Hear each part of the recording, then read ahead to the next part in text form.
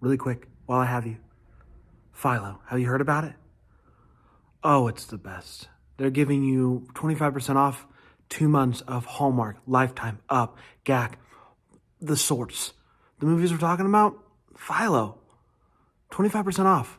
Philo.tv/DTH. Don't don't let this pass you by. Philo.tv/DTH. Here's the episode. This is a Bramble Jam podcast. Hi, I'm Bran, and I love Netflix switcheroo Christmas movies. Hi, I'm Jax, and I can say again with joy in my heart after this week's movie, I really like Netflix Christmas movies. I'm Alonzo, and my faith has been restored in Netflix Christmas movies. I'm Dan, and it should come as no surprise to you that I despise Netflix Christmas movies, and this is the Deck the Hallmark Netflix podcast.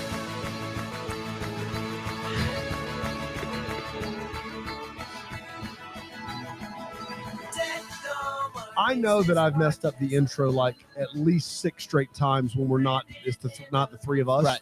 But to be fair, we release all of these under one Deck the Hallmark feed. Right? Yeah, but Okay. in the title of each episode, if it's not Deck the Hallmark, it's Deck the Netflix. I'm going to get it. By the Definitely. end of the Christmas season, I'm going to get it. I'm watching a lot of movies, Bran. I'm doing a lot of things. Yeah, man. Yeah, man. Yeah. Doing the best I can. And but we're not doing nearly as much as Vanessa Hudgens. Well, no, not in just these 3 movies. I mean, you know. It's a big week for the Hudge. She's Big week got for the this, got Tick Tick Boom tomorrow. Oh, that's It's a big- Hudgens as well. It's a big week for the Hudge. Man, she's got her head in the game. Yeah, she- Okay. We did it. Yeah. Alonzo Jax, welcome back to Deck the Netflix. How are you? Dandy. Yeah, really good after this one. I'm not going to lie. Now, Jax, you hadn't seen 1 or 2. We did of get the a Princess text Switch. in the middle of the week, which clearly I inferred that you had watched them. If not, then it was a very weird text to receive. But you texted the group thread and you said that Vanessa Hudgens is a national treasure. She is national treasure. And I just say, I have to be honest, though, I did not get to 1 or 2. It's solely based on her tour de force performance in 3. Yeah. Okay. Wow. But- You skipped straight to 3 and you thought she was a national treasure. You get the synopsis at the beginning. Yeah. Were you lost? I wasn't lost, but I think what was funny is that my fiance Alex watched it with me, but he came in about a quarter of the way through it and forget hadn't about it. seen Yeah. 1 or 2, and he goes, "Whoa, okay, these are a lot more complicated than Hallmark movies." He's like, "I usually can pop in whenever," but he's like, you are gonna have to explain things to me like when we're watching an action movie and I have no idea what's happening." And I'm not trying to do gender stereotypes. I just can't follow those. Yeah, no, that's fair. That's fair. Very excited about this. It's the 3rd one. I don't know if we'll get a 4th. I don't know. What's left to do unless you introduce a 4th Vanessa Hudgens character? I think we've exhausted all options here. They continue to. Oh, promise never more say and never, better. Daniel. That's Never right. say never. That's Power true. to the power of the princess switch. Mm. Do you guys want to dive in and do a little synopsis? Let's do it. Oh, Let's let's. do it. The Princess Switch 3, Romancing the Star. That's what it's called. It's a Take weird on what name. movie? Take on what movie? Romancing the Farm. Oh my gosh. No, it's not Romancing the Farm. It even starts with the same 2 letters. Romancing the Stepford Wife. Do you really not know? No, I don't know. Romancing the Stone. The Romancing Stone? the Stone. Who's Stone? Oh my gosh. Just read the synopsis. It originally aired on November 18th on Netflix, and it went a little something like this. We get a swinopsis. It was what I tried to do here. Is switch Switch. and synopsis combined into one, a switch It synopsis. was not super successful. Thank you. Wish you hadn't. Okay, well, catching us up on the first 2 movies. You're welcome, Jax. Apparently, the Vatican is letting Lady Margaret and Montenero borrow the Star of Peace that belonged to Saint Nick himself. It showed up. There's a big, little celebration about it coming into town. An unboxing video. An unboxing video. That's exactly right. And Princess Stacy and Prince Edward are also there, and so is Margaret's husband, Nick. Margaret and Stacy are busy hearing yodelers yodel and choirs choir when they find out that someone broke in and stole the star. The police think it could have been an inside job, but they don't really know yet. So they don't want to make it public. Since the police are no help here, they decide to call in the most corrupt person they know, Cuzzy Fiona. She's bad and will think bad and therefore be able to find the star. She's out of jail doing community service at a what do you call it? Convent? Yeah. So it's going well. Romancing the Stone. The Stone. So Fiona shows up and is like, let me go talk to my bad boy, Bud Peter. We used to date. He's a bad boy. It sounded like his name was Bud Peter there. Okay. It's bad boy Bud. Hi, Bud Peter. Bud Peter, nice professional bad boy. Peter knows stuff and has gadgets, so it shouldn't be hard to find the star, and it's not. He figured out that a hotshot hotel tycoon took that sucker. So Peter and Fiona pitch an idea to the group. We steal it back. Well, that's not a bad idea. Also, it turns out that this hotel tycoon is none other than Will Kemp, everybody. How you doing, pal?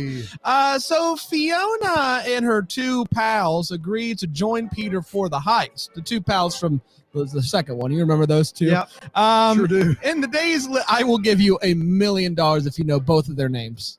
Sophie and Rizzy.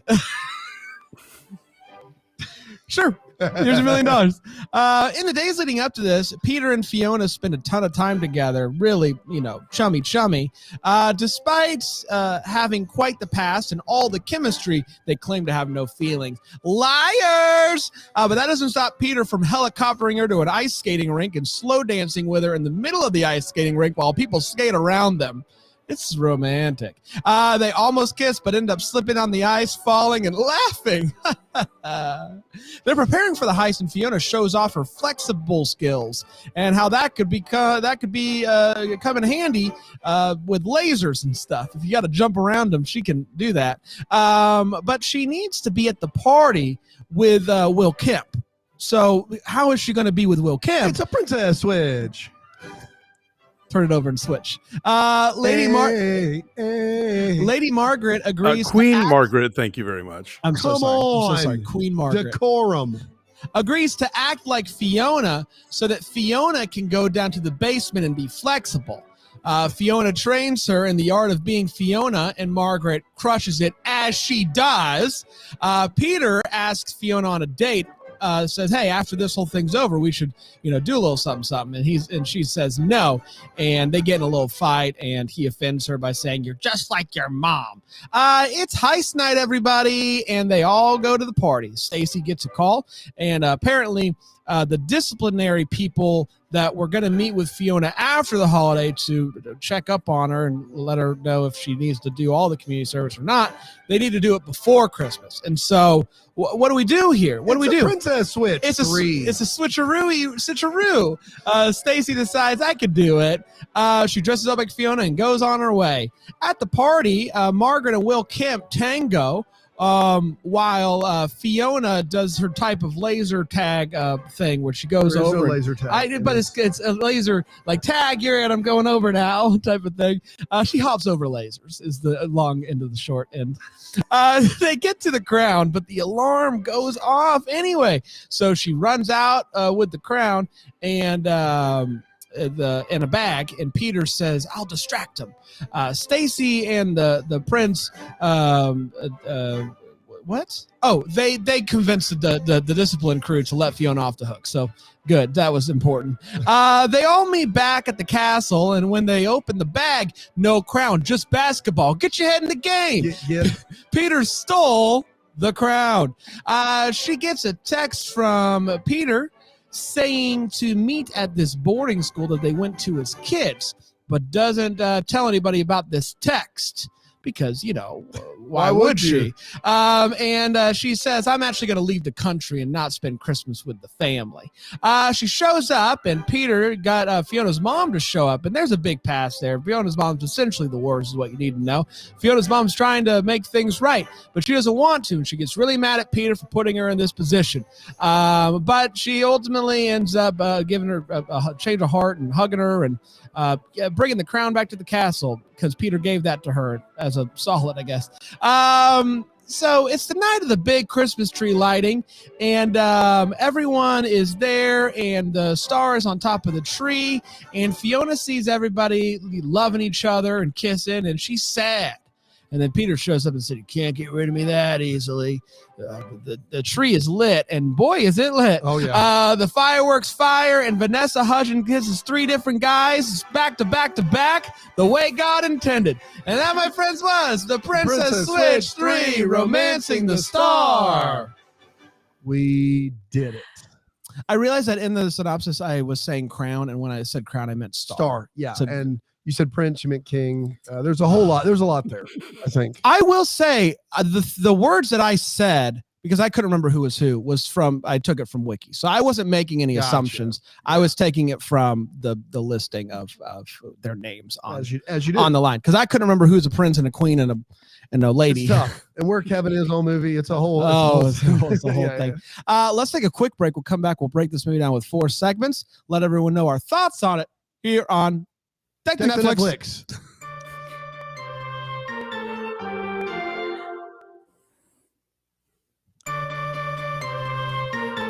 We're back and better than ever. Than ever. Right now. If Jax's sister came on the show, that would be the only That way to would be. improve what we've got going on. Cassie was We all available. wish she was here. That's right. Both You know her what? and Panda instead of anyone else. Like, That's people right. are asking, we will get right. them. They're We will get clamoring. them. You know what the listeners at home love is when we bring back callbacks to things they weren't privy to. I don't know if you know this, but I act exactly like I do off camera and mic that I do on. They just, people at home, they're just like, I don't know what that's about, but I'm sure it was great. It was funny. Let's talk Princess Switch 3. Let's start with the hot take. Tell everybody exactly how I felt about this movie. Jack's first Princess Switch movie for you is the 3rd one. How'd you feel about it? My heart is beating so fast right now. First of all, I want to come clean. I was having an in joke. I thought I wanted to be cool with my boys, Alonzo and Dan, like I knew, like we were all in on it. It was Romancing the Stone. I didn't know either brand, and I want to come clean that I also didn't know. So I want to say that up top, I felt cool pretending like I was in the know. It was not the case. Okay. Jax is talking trash. What a moron. Jackson and laughing. Brand doesn't know anything. Look at him over there. I guess just us guys know these things. No, I'm sorry, Bran. I didn't know either, and I'm coming clean. Romancing the Farm. You thought it was Romancing the Farm, right? Yeah. Definitely Totally. Romancing the Farm. Yeah. I love this movie. I don't even care about the plot. I just need to say this, and I did Good thing. text you guys this. This woman is national treasure. I have my master's in acting from a classical theater training program where one semester we spent entirely focusing on how to play Status. I could have saved myself the time and just watched The Princess Switch. Honestly, anyone come at me. This woman is doing brilliant work. She's number 1, 2, and 3 on the call sheet. Not only is she funny, but she's able to do these switcheroos where not only is she playing other people, but she's playing other people, then playing the other person. She's able to have chemistry with herself. And not only that, her wacky slapstick humor is on point, as is equally her smaller moments of truth and beauty and vulnerability. And she is just a queen. I love this woman, and this honestly, it's a masterclass in acting, and anyone who says differently will have to fight me. This is how we sounded after Princess Switch 1. This is what we sounded like. Yeah. Like this. Oh, is really? Yeah, Okay, we so this all is normal. we all rave about Well, this is the normal reaction when you Yeah. come in contact with V. Hutch for the V. first Hudge time. playing 2 different roles. Yeah. And in the first one, they let her really stretch out on some of that slapstick humor, and they have more time to have that back and forth training. and she's amazing in those scenes. You should watch the first one. Like legitimately, you should So wait, watch it. so I actually did not know, Dan. You actually did like her performance in the first one. Yes. The first Okay. movie, I said not only was the movie like palatable, like it was fine for a movie, but she is so dynamic and so engaging and so talented. And what they do in the first one, I think really shows those skills better than kind of, if you've not seen the first two, I get it. And I'll save my hot take for later, but I think the first one is the one where you're like, oh my gosh, this girl can act. Like she is something. And it's her show. It just is. It just is embarrassing that Candace Cameron Bure played twins and we had to watch it after watching this. I'm so Alonzo, sorry that you had the experience in reverse because it was fine if you didn't already see Yeah. this. So sorry. Go ahead, Yeah, Alonzo. Alonzo, hit us with your thoughts. Three deep here. Yeah, look, I still find these movies charming, mainly on Vanessa Hudgens' shoulders, and the contrivances required to get her to a place like, whoa, gotta do this again, that's hard to write yourself into that particular corner. And this movie makes you wait for the switching. I have to say, like, you're a Yes. good 40 minutes in. I'm like, is she not going to switch? Like, what's even happening here? And then suddenly all the switching is happening. It's like, oh, okay, we're in good hands. Fiona is probably I find the least interesting of the three characters, but it's clearly the one that she has the most fun playing. So she's having a good time. And so ultimately I wind up having a good time too. Two hunky hunks in this movie. I think I prefer Will Kemp as a villain, frankly. I think that He's is so good. So good. yeah, I think that's so more his wheelhouse, and he still gets to dance, so that's fine. Everybody wins on that. In his one. contract. Don't make me yeah, dance. please. Don't make me dance. Why else would you even have him here? And then I have to say, I was not familiar with Remy High, but hi, Remy High. He's yes. He is appealing.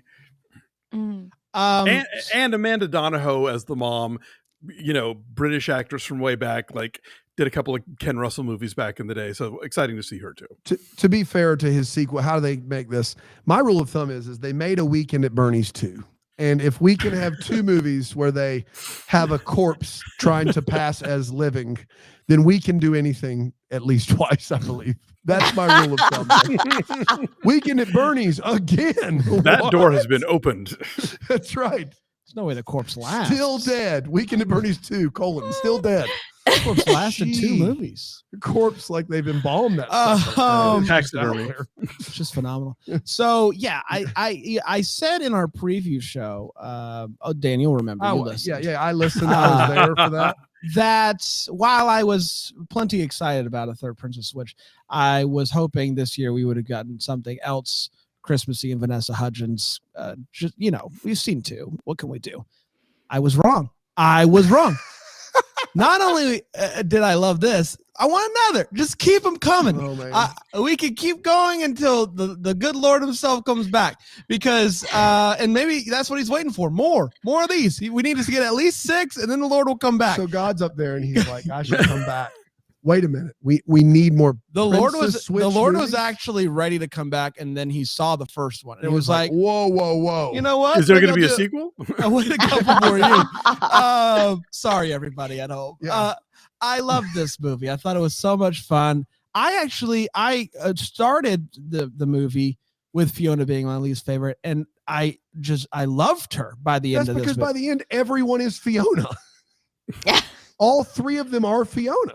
And You they have a redeem choice. her in this one and make her nice. Fiona's great. Because I love her. mommy. Yeah. I love it when she says "cuzzy." It's my favorite. I will say, Stacy had just nothing to do in this movie, and that's unfortunate. Like Mhm. that third switch was quite the stretch of a switch. Yes. So that's unfortunate because I really like Stacy, and I know I'm talking about the same person, guys. I Yes. get it, Yeah. but but overall, really loved it. And bring me a 4th one next year, please, Netflix. So I agree with a lot of what Alonzo said, but thumbs down for me. Like it's this thing where it's like, there isn't. What was cool about the first movie is there is a legitimate princess switch. So one princess doesn't play a different role. Both princesses have to play a different role, or both characters are, and that's where you see Vanessa Hudgens shine, because she's actually doing this thing where she's a character playing another character while that other character is playing her other character. This movie doesn't have a princess switch in it. All the two normal Vanessa Hudgens both have to impersonate the out of the box Vanessa Hudgens. And so you never get that full immersion in it. And also, I don't know if anyone's mentioned this yet, it's the third one. A lot of this movie I felt is just like, why are we here? What are we doing? Money grab. But Vanessa Hudgens is completely charming and incredibly dynamic. Will Kemp, this is on Hallmark. I go back and listen to some episodes of me talk about Will Kemp doing Hallmark movies. Never been a fan. Never thought that he brings a lot. It's not Will Kemp. It just isn't, because he's great in this. He's diabolical. He's fun. He does an amazing job. I feel like a lot of the characters, though, are relegated to standing and watching for a lot of this movie. Kevin, Stacy, a lot of these characters that we actually liked in the first one are relegated to standing and watching. A lot of interesting choices made in the last 30 minutes of the movie. It's too long. I just am worn down. I don't need any more Princess Switch movies. Let's let Vanessa Hudgens do something else that we can watch, because I think that she is more than capable, and we can tell. And if you're gonna do another one, Netflix, give me a fourth V Hudge character. Let's see it really. Let's see her. We know what she can do now. Like, let's push Michael Jordan to the limits, right? Let's go and let's see her be all three. Let's do a Line-O-Rama. Let's have go her have being to be John all Malkovich, where she's everybody in the movie. That's right. She's playing other characters. How about a Princess Switch family reunion? Yeah. And they show up, and they're just all her, and like, yes. I just feel like, this is miles better than Father Christmas is Back, but it's not what I want to watch from Netflix. And I just feel like we get it. We understand. I appreciate everyone involved. It's clear they're having fun, as Alonzo said, but no, I'm fine not ever watching these. I think you could watch one of these and just every Christmas go back and watch the first one and watch the first one over and over again. And I think you'd be just as happy as new sequels, in my opinion. All right. Well, there you go. Yeah. So God can come back whenever he wants. We're giving him permission. I just heard back, and he said I need one more. Okay. So okay. All right. Let's go to all the feels, everybody. Where we're talking about what this movie gave us as feels. I'll start with you, Jax. I mean, when I find someone to fangirl out over that that was undiscovered terrain for me before, my heart was a pumping for V Hudge throughout this entire movie. But the feelings, different types of feelings for all the feels, when she does that gymnastics situation with the lasers, I do not know if I've ever seen someone operate their instrument in a more sensual and glorious way. May I introduce you to Entrapment with Catherine Zeta-Jones and Sean Connery? That is what I felt. That whole scene, I was like, "This is." Do you know what I'm talking about, Alonzo? I do. That's totally what they're knocking off here. Yeah. That is it's a full takeoff on it. But I will say, this movie was the sexiest of the three movies. You have that, and you have the tango. There's a lot happening here. When Will Kemp says, "Would you like to see my Christmas tree?" It's like, yes. Whoa, what? Oh no, there's more coming. Like he also does a full bit about trying to get her upstairs and has a line of dialogue that I don't think I'm even going to repeat. That's even more, I think, like it's a sexy movie, but that scene with her learning it, even the before they actually do it, is like, oh my goodness, we took a full 3 minutes here to really to showcase this. But we needed it. Like, I did, at least as someone who has not seen and I will say that it had me feeling all the feels, her relationship with her mom, and the fact that it's very difficult for her to be vulnerable. And you see, this is why she's put up these walls. Say what you want. V Hudge is like, the work that she can do with her eyes with the not cry is very difficult. And you can tell there's so much internal stuff happening, but she's holding it all in and repressing it, or at least that's what it looked like to me as the viewer. And that gave me all the feelings because she was pushing it down. So I was able to just cry on her behalf. And yeah, I was in my feelings for this one. I loved it. Alonzo? Definitely Christmas feels, because I love the way that while this plot is inherently not Christmas specific, for all three of these movies, they figure out a way to wedge in as much Christmas as possible and to make the action somehow revolve around Christmas for some reason or other. You know, this movie is the king of why have one Christmas tree in a parlor when you can have three of them. That's You right. know, Yeah. so I do love the how they just force feed you as much holiday cheer as they can. I love that we have a Netflix Christmas universe, that the Christmas Prince movies are canonical in these films. And in fact, we get Another reference. the conniving, cousin who almost takes the throne of Aldovia. Simon. Yeah. Simon Isn't pops Simon up. good now, though? Didn't he Simon's redeem good himself? now, yeah. Simon's He's- good yeah. now. He started out as a villain. Now he's good, like Fiona. So I love that kind of crossover. It gave me candy cane feels when she is like working that candy cane to a spike, because that's what happens when you put them in your mouth, and then goes to have the candy cane martini. I paused the movie and got up and got a candy cane because a Linoleum Knife fan sent me a box of Red Hot's cinnamon candy Oh, canes. come on. So that was a treat. Alonzo went down the candy cane lane. Da-da. With That was a me. choice. And then here's the thing. The idea of this movie is going to become a caper that involves stealing jewelry with lasers and distracting the guy with a tango. I'm in for that kind of nonsense. I love it. I feel like I've had the same feels for all of these movies, but I always forget about it. And then when I see the castle for the first time, decorated for Christmas, the outside of the castle, it blows me away every time. There's columns, and in between each of those columns, there's a Christmas tree. Every single column, just outside, it's all Christmas trees. I don't really care about castles. Panda's the castle boy. He's a castle boy. But Yeah. if all of castles were this castle I mean, decorated yeah, for Christmas, you'd be- The I would be the balustrades. biggest. I would go to Castle Boy Con every year, first in line First in line. at Castle Boy Con. That's bold. If every castle was like this. My feels tend to be the same every movie, and it's always a moment where Hudgens goes above and beyond to showcase you that she's acting as one character, but the character underneath is there and doesn't do it exactly right. And for me, it's the moment where she goes. Stacy has to go do the basically the parole board at the convent, which is a sentence you should never say. But she goes in front of it, and they say you're late, and she says, I'm not late, Power Man. I'm fashionably late. And she says it in this way that Fiona actually would never say it. But it sounds like it's like Fiona adjacent. You know what I mean? Like No, Jason Dan, would've- yes, that part was brilliant. and it's yes. perfect. Like I laughed.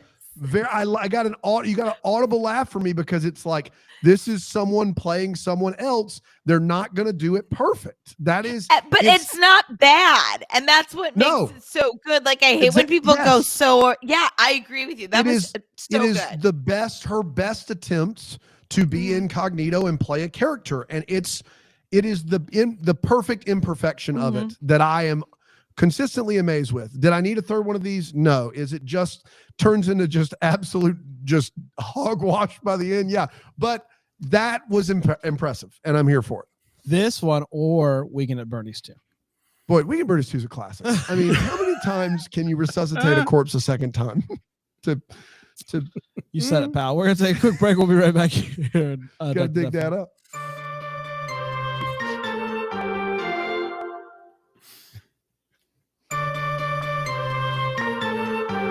Welcome back, everybody. Welcome back. We're here. We're at the Wait What part of the show where we talk about what in this movie made us go, wait, what? I'm going to start with you, Jax. Jax, what you waiting and what you wasn't here?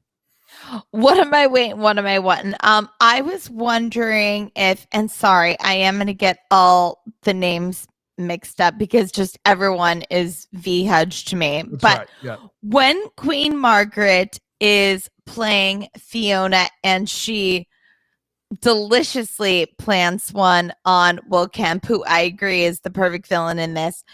Is she going to have a discussion later with her husband yeah. and let him know? Yeah. No judgment. I was glad for it. I think it was necessary. I would have said it was necessary if I was her. I You think know, most marriages have a cosplaying clause. You know, so. Yeah. Cosplay clause. Saw them live. I love that, man. So good. well, It's multiple Santa Clauses. Wow. It Yeah. is, you're right. And Yeah. one of them's the real one. The rest of them are them's- faking it. That's exactly That's right. Yeah. Yes, so to that point, Alonso, I want to know if she did tell her husband that she's activated the cosplay clause. Yeah. No, not going to That say was it. This is a family show. I didn't even know that but yes, that was my only sort of wait, what? Because I was just here for this romp. Oh, I did want to know where our hottie leading man, what's his name? Which one, Peter? Remy High. Peter Remy. I just want to know where he got the basketball. Yeah. That whole thing. I just put down, but why would Peter do that? I put that because all of that, where did he get the basketball? He switched it because He does it because the only way that Fiona's going to fall in love with him is if she works out her issues with her mother. So he has to force her to come to the school to meet with the mother so they can have the conversation that they haven't had in 20 years so that Fiona can be a new person and can be open to romance with and Peter. he thinks literally lying to her by stealing a 4th century artifact is the way to go about that. Yes.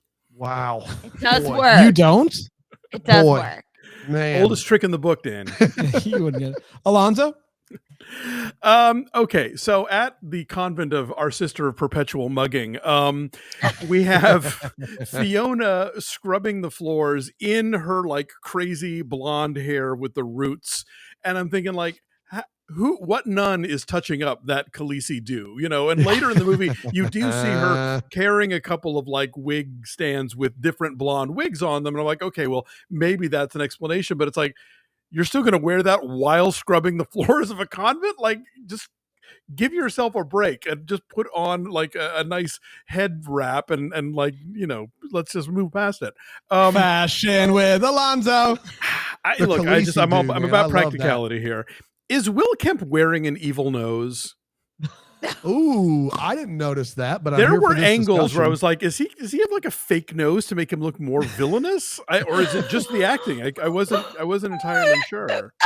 Wait, what's the name of that actor who used to build his characters starting with the nose? Does anyone know about this? Oh, Get in the I comment. don't. He would start from anyway. I didn't notice that, Alonzo, but now we're gonna go back and have. Well, because a lot of times people say, once I have the shoes, I know the character, but Will Kemp has to wear dancing The shoes. nose. So, That's you know, right. he's Yeah, gotta go dancing nose. shoes. The other big one was, okay, so they spring Fiona from the convent for the holidays to track down this priceless jewel thing. They get her henches out of jail, her 2 sidekicks. And then at the end, they're all going to go fly off to Capri. It's like, That's don't right. the 2 henches have to go back to jail? Like, they didn't get pardoned by the parole board. Only Fiona did. I don't know. Are they on the lam now? Like, I'm unclear about what their status is. What they do in the second movie, Jax, and this does undercut a little bit of the fun of the third one, in my opinion. And she mentions it in Yes. this one. What they do in the third one is a full-on crime, like probably, years in jail. And they They act kidnap like Stacy thinking that she's Margaret. but they also bag her, drug her, and put her in a room. Yeah. Like Oh, they- no wonder she's more upset about yeah, it. yeah, it's a full, Yeah. it's a full drugging, kidnapping, holding hostage situation. All right, I was wondering why she was more Yeah. upset. That Margaret's like, let us forgive Maggie Moo, and like Stacy's like, maybe I'm a little less inclined. That That's right. makes sense now. Thank you. Yeah, that whole crime. that Sorry, happened. sorry, cuzzy. Yeah, Sorry. nicely done. sorry. That's all me. Is that it, Alonzo? Yes, sir. At one point, Peter notices that Fiona has something on her cheek, and so he goes over, and he could not have been less helpful in getting that out. Like, it's just kind of like, and then he just stops. He doesn't actually do any wrong. He just kind of, here's my hand. Could not have been less helpful. I'm pretty sure it's still there to this day. When they're leaving the party, they're in a hurry. And they get inside the pink vehicle and they drive off. And when they speed off, there's like a horn, like someone driving by is honking at them, but there's no one driving by. It's just like, if you were trying, it was like, instead of the squealed wheels sound effect, they accidentally put a horn in. And that's what it sounded like. It made no sense. Put the wrong in. It's funny. Well, they don't squeal on snow, so you got to do something. That's right. Okay, we're leaving. We stole the thing and we're leaving. Last but not least, at the end of this movie, or towards the end of the movie, Fiona's having a conversation with somebody over on the other side of the room, and Margaret's on the other side of the room, and she wants to listen in, and so she's just kind of like, what's going on over here? And all I could think is, you're queen, like, you can do whatever you want. There's nothing stopping you. No one's going to stop you from going over there and just listening in on that conversation. And you also can't possibly hear it from over there. No. I don't know. It was just a whole rigmarole. What are you up to over there? Yeah. Dan?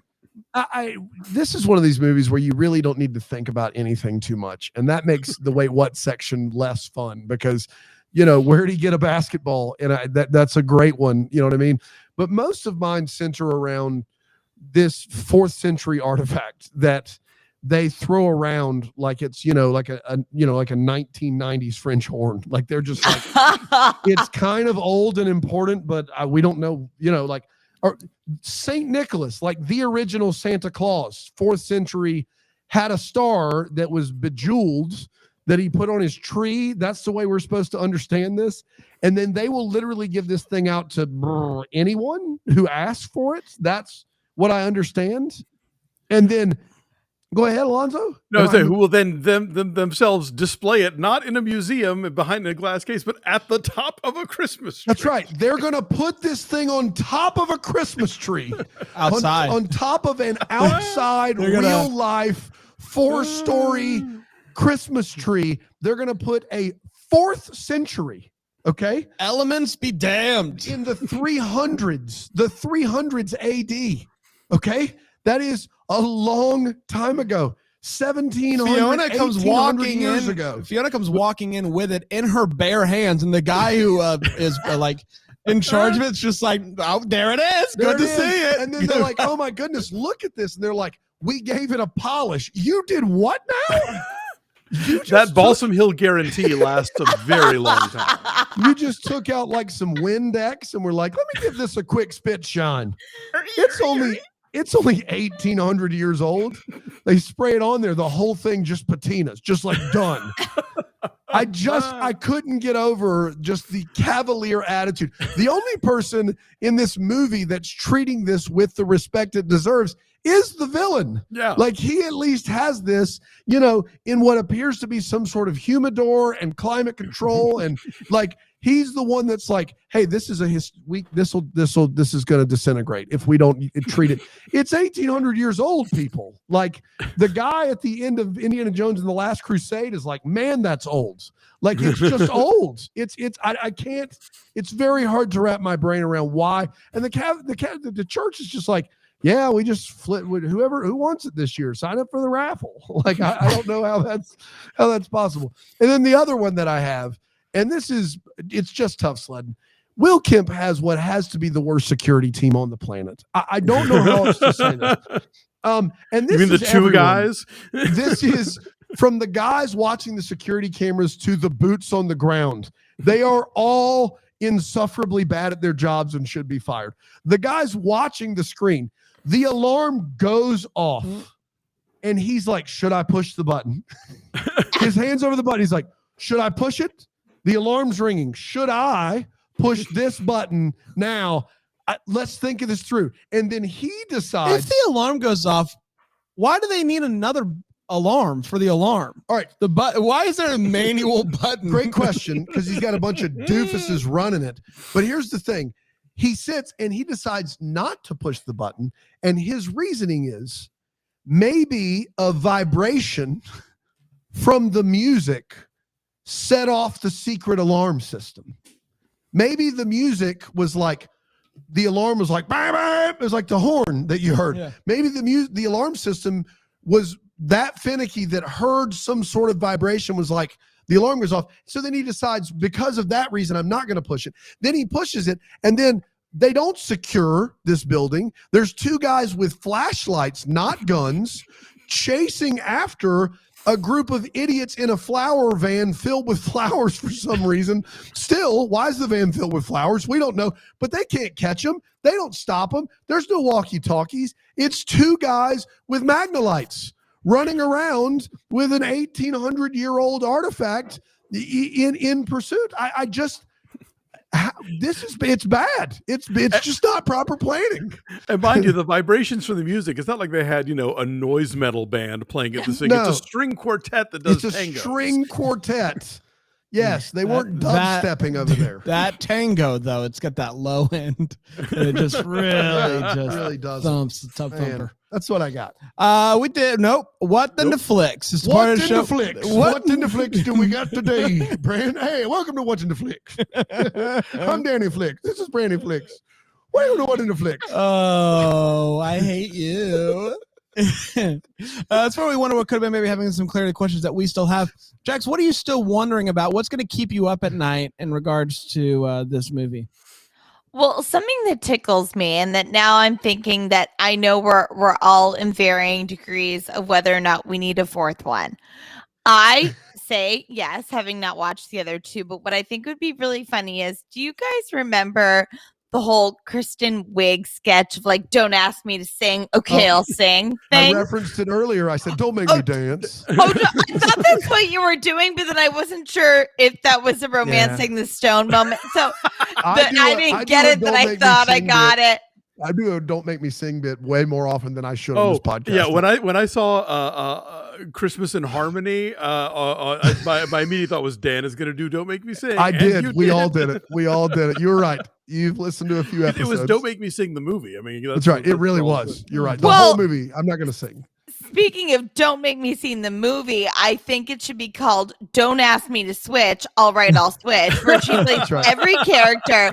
And we don't even, it's the most ridiculous thing. Oh, we couldn't. Oh, I guess we must. We just gotta do it. Like that is what, because when Stacey had that moment where she had to switch for the parole hearing, and she was like, you saw the way she played it, or at least the way, and she was like, I mean, I guess I'll do it if I have to. And I'm like, oh, she's just jonesing to get that wig That's on. right.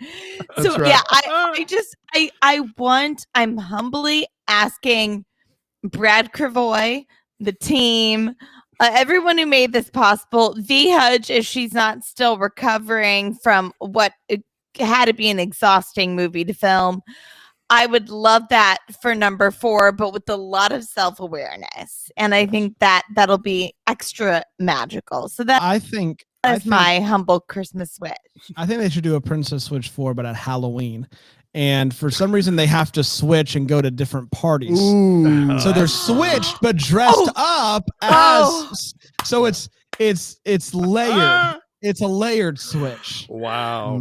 Yeah. So They Stacey gotta is hire you dressed to- as Fiona, but pretending to be Margaret. Okay. Yes. I think John Woo directs the next one, and it's a face-off situation. Oh, The faces are actually removed from each character scientifically to see if anyone can notice the difference. I love Okay, it. and also I think that everyone needs to be hired to consult on this project because I'm loving all these Yeah. ideas. We're doing Let's the best we make it can happen. what we got We're here. giving them Yeah. away. I'm into it.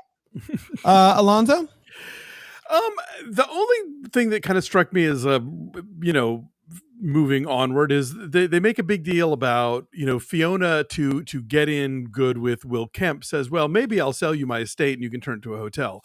And everybody's like, what? Oh no, you would never sell Pembroke. And it's like, She would totally sell wealthy Brits sell their estates all the time when like the great grandchildren can no longer afford to maintain them. I don't know why it would be such a big deal that this unmarried, childless blew through her dad's inheritance woman wouldn't just sell the estate so that she could continue jetting off to Capri and doing whatever it is she does. So that just kind of struck me as like, there was a lot of pearl clutching over that. I'm like, no, of course she would sell the estate. Like, how has she not sold the estate already? Wear your pearls. Mine is, I need to know about the person who installed the pressure sensitive security that the star was on, because from my understanding with pressure sensitive security systems like that, it's like down to the ounce, gram. Like you put it on and then you set it and you forget it. The Indiana Jones sandbag has to be precise. That's right. And so you just go like this and then take your glove off and put whatever.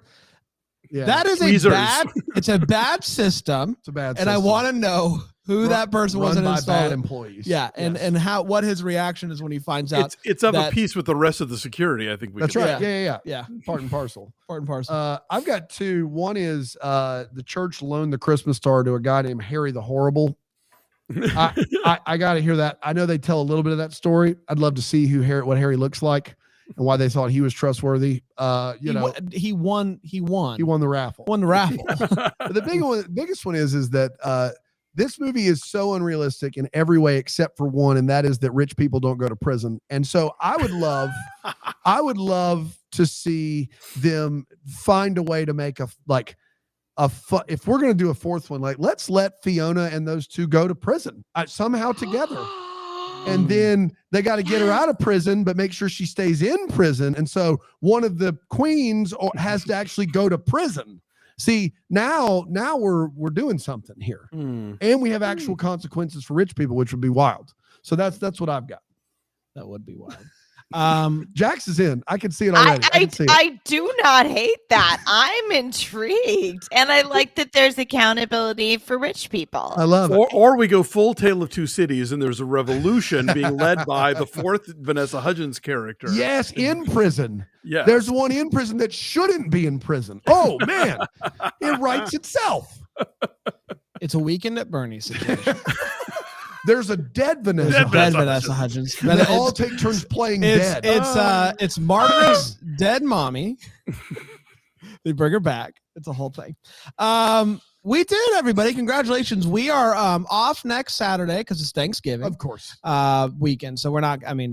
Why would you listen to us? No. And why would we do it?